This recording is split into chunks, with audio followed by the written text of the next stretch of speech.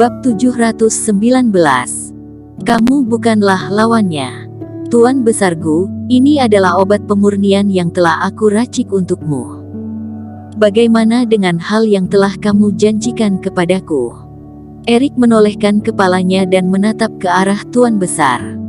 Deskarman hampir mati dan dirinya malah disuruh untuk pergi meminta maaf pada Jason Dong. Apakah ini adalah cara keluarga Gu melindungi Sekte Qin? Tuan Qin, aku tidak mengerti apa yang kamu maksud, kata Tuan Besar sambil mengerutkan keningnya. Dirinya juga mulai merasa tidak tenang. Sebelumnya, Erik berhasil menyelamatkan nyawanya dan dia pun kembali ke dunia tersembunyi untuk menyelesaikan beberapa masalah. Tuan Besar Gu lalu menyerahkan Sekte Qin ini kepada putra kedua dari Tuan Besar Gu. Namun ketika ia kembali ke tempat ini, dia malah melihat Erik sedang bertengkar dengan putranya dan Erik bahkan meragukan dirinya. Jika putraku melakukan kesalahan, aku akan menghajarnya sendiri. Kenapa kamu malah memukulnya sesukamu? Tuan Besar Gu kembali berkata dengan tidak senang, aku ingin mendengar penjelasan darimu. Kamu ingin tahu? Aku akan memberitahukan hal ini padamu, jawab Erik dengan nada yang cuek. Yina, tunjukkan wajahmu, kata Erik. Tubuh Yina terlihat sedikit bergetar dan dia pun melepas penutup wajahnya. Terlihat sebuah bekas tangan berwarna merah pada wajahnya yang mulus itu. Davison, beritahu kepadanya apa yang menyebabkan luka pada lenganmu. Davison menundukkan kepalanya dan berkata, Guru, waktu itu Jason tidak menemukanmu dan dia terus berusaha untuk menyerang Sekte Qin ini. Axel mengirimkan bantuan ke tempat ini dan Yina juga pergi untuk berkompromi dengan Jason. Alhasil, Jason menamparkan wajah Yina dan juga mematahkan kedua lenganku. Ekspresi wajah Tuan Besar Gu seketika berubah. Dirinya hanya meninggalkan Sekte Qin ini 1 bulan saja dan ia tidak menyangka terjadi begitu banyak hal. Dia segera menatap ke arah Dehou karena Dehou sama sekali tidak memberi laporan kepadanya tentang semua hal ini. Erik menarik nafas yang dalam dan hanya menatap ke arah Tuan Besar Gu. Muridku yang pertama hampir tewas dan muridku yang kedua telah kehilangan kedua lengannya. Yina juga ditampat oleh mereka, pintu keamanan di Sekte Qin ini juga telah dihancurkan. Aku menanyakan hal ini kepada putramu dan dia malah berkata kalau semua ini adalah hal yang pantas terjadi. Tuan Besar Gu, ini adalah janjimu padaku. Apakah ini adalah caramu untuk mewujudkan janjimu? Kamu meminta penjelasan dariku dan aku sudah mengatakan semua ini padamu. Menurutmu, apakah putramu pantas untuk dipukul? Suara Erik sangatlah keras dan membuat Tuan Besar Gu terdiam. Patut untuk dipukul. Tuan Besar Gu langsung mendaratkan tamparan di wajah putranya. Sama seperti Erik, dirinya langsung menamparkan wajah Dehou. Tubuh Dehou segera terbang dan terjatuh hingga berguling di atas tanah. Dehou menggenggam wajahnya dan tidak percaya akan hal ini. Ayahnya bahkan menamparkan wajahnya sendiri di depan semua orang. Ayah, aku tidak puas, kata Dehou dengan penuh amarah. Brengsek. Aku menyuruh kamu menjaga keamanan Sekte Qin dan inilah yang kamu lakukan, kata Tuan Besar Gu dengan penuh amarah. Saat ini, Tuan Besar Gu pun mengerti alasan kenapa Erik bersikap marah seperti tadi. Dia bahkan tidak mengerti apa yang sedang dilakukan oleh putranya sendiri. Jika dirinya yang melakukan hal ini, mungkin Erik juga akan bersikap marah kepadanya. Ayah, kamu baru saja tiba dan kamu tidak mengetahui kondisi yang sebenarnya. Semua orang di Sekte Qin ini bahkan berani menentang Tuan Dong, kata Dehou dengan penuh amarah. Beraninya kamu melawan aku, kata Tuan Besar Gu dengan penuh amarah dan dirinya hampir pingsan mendengar semua ini. Keluarga Dong adalah pemimpin 8 keluarga terbesar di area ini. Bahkan keluarga kita sendiri juga tidak berani menentangnya. Alasan aku melakukan semua ini karena aku memikirkan keluarga kita juga, kata Dehou dengan penuh percaya diri. Namun tugas yang aku berikan kepadamu adalah untuk menjaga keamanan di Sekte Qin ini, kata Tuan Besar Gu dengan penuh amarah.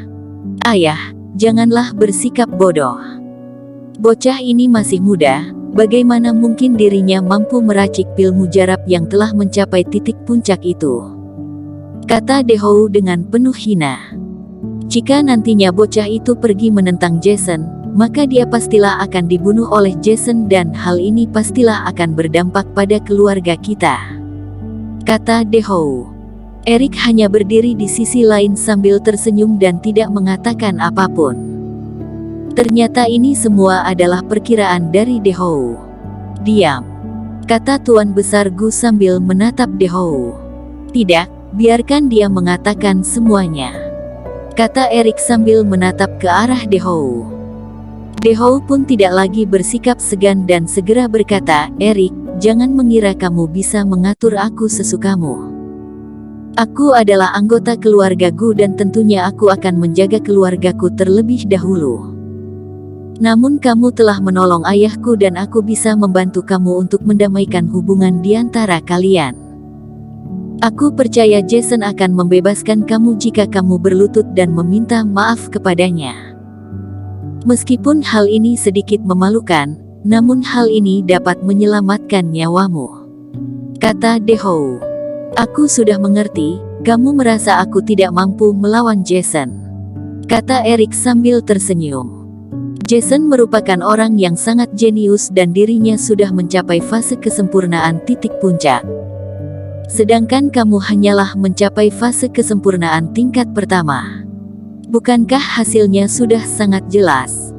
Kata De Hou sambil tersenyum dingin.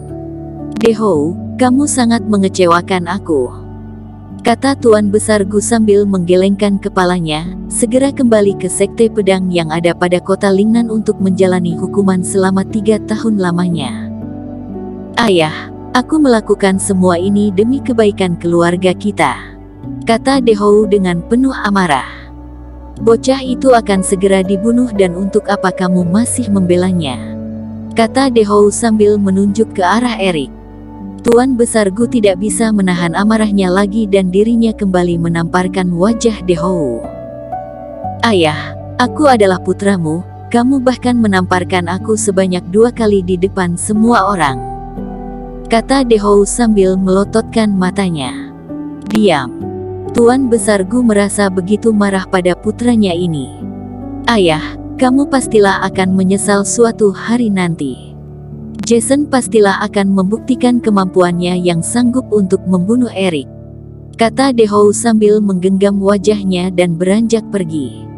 Setelah itu, Tuan Besar Gu menarik nafas yang dalam dan membungkukkan badannya di depan Erik. Ketua Sekte Qin, aku tidak menyelesaikan hal ini dengan baik dan aku akan bertanggung jawab akan semua kerugian yang telah terjadi. Aku akan berusaha memenuhi segala keinginan yang kamu pinta. Semua orang merasa begitu terkejut setelah mendengar ini. Tuan Besar Gu merupakan tetua di Sekte Pedang Kota Lingnan. Dirinya juga merupakan seorang senior yang sangat hebat. Kenapa dirinya malah mengaku kesalahannya di depan Erik? Segala biaya pengobatan muridmu akan aku tanggung dan begitu juga dengan seluruh kerugian yang ada. Ketua Sekte Qin, aku akan mengabulkan semua permintaanmu. Tuan Besar Gu merasa begitu bersalah akan hal ini. Hal ini memanglah merupakan kesalahannya pada Sekte Qin. Erik tidaklah salah di dalam hal ini. Tuan Besar Gu, apakah kamu tidak merasa takut kalau nantinya aku akan kalah dan mati? Erik bisa merasakan ketulusan dari Tuan Besar Gu dan amarah di dalam hatinya sudah sedikit menghilang. Kita harus bersikap setia kepada orang yang berani mempercayai sesuatu kepada kita. Aku tidak menyelesaikan janjiku dengan baik dan ini merupakan salahku. Meskipun nantinya kamu tidak bisa mengalahkan Jason Dong, hal ini juga tidak berhubungan dengan janjiku padamu, kata Tuan Besar Gu sambil menggelengkan kepalanya. Semua janji yang telah diucapkan haruslah ditepati. Kalau tidak ditepati, maka itu adalah sebuah kesalahan yang fatal. Erik hanya menganggukkan kepalanya. Erik tidak mengerti kenapa Tuan Besar Gu bisa melahirkan putra yang berkelakuan buruk seperti Dehou.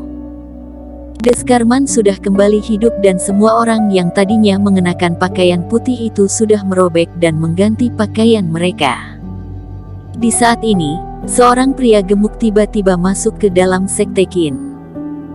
Dia tersenyum sambil tersenyum kepada semua orang, "Selamat untuk kalian semua. Aku mendengar kalau pria bodoh itu baru saja meninggal. Aku mewakili Tuan Dong untuk datang mengucapkan selamat kepada kalian," katanya sambil bertepuk tangan dan tiba-tiba terlihat dua orang maju ke depan sambil membawa dua buah plakat yang berisikan kata ucapan selamat. Bersambung. Terima kasih telah menonton video ini sampai akhir. Jangan lupa subscribe dan nantikan kisah episode selanjutnya hanya di Novel Story. Salam.